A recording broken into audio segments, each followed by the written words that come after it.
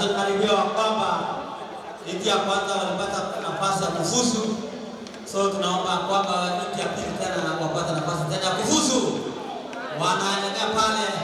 Naona mkutama ameanguka pale. Na anachotuma ameanguka anaendelea pale.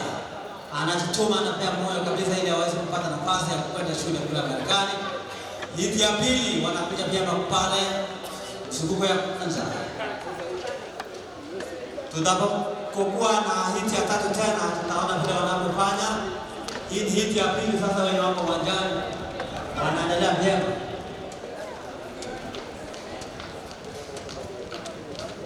Basi tunaarifiwa kwamba mtoto wa kinadada katika registration center kupeana nafasi ya kwamba ili wapate nafasi ya kuwa registered wa hivyo katika goal kwa wakati unaofaa. Tunasema hivyo ni kwa sababu wamechelewa wengi sana. 3000 meters women wapewa nafasi ya kuwa wamerejeshiwa ili waweze kufika katika goal kwa wakati unaofaa. Hiti ya pili ndio wako uwanjani mita 1500 wanaume. Naendelea vyema mwenzangu. Naam, asante sana mtangazaji mwenzangu. Ni kwamba ni mita 1500 hiti ya pili wanaume wako uwanjani.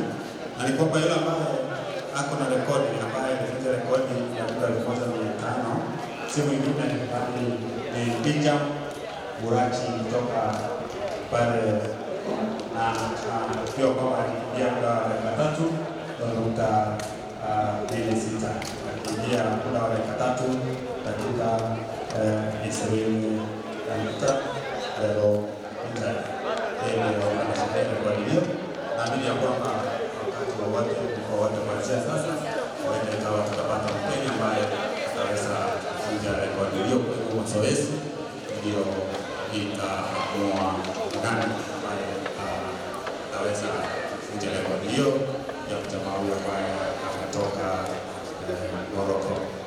Mita 1000 ndio iko uwanjani kwa sasa na ni wanaume nchi ya pili. Hivyo iwapo unafungulia kwa hivi sasa kwa kazi haya moja kutoka uwanja huu kipenda kimepigwa wanaenda kumaliza hizo kwa wakati wowote kutoka sasa.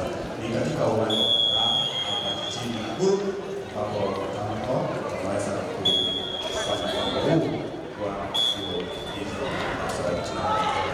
moja kwa moja anakuja taratibu kabisa, anataka kuachia kwamba amekurudia kwa wale ambao wamewekwa ili aweze kufuzu na aweze kurudia kwa wale ambao wataenda somo na ule muda ambao wanastahili kufika ili waweze kufuzu ni muda wa dakika 3 na sekunde 45. Wako watafikia muda huu basi watakuwa wamefuzu. Ndio anakuja mita 50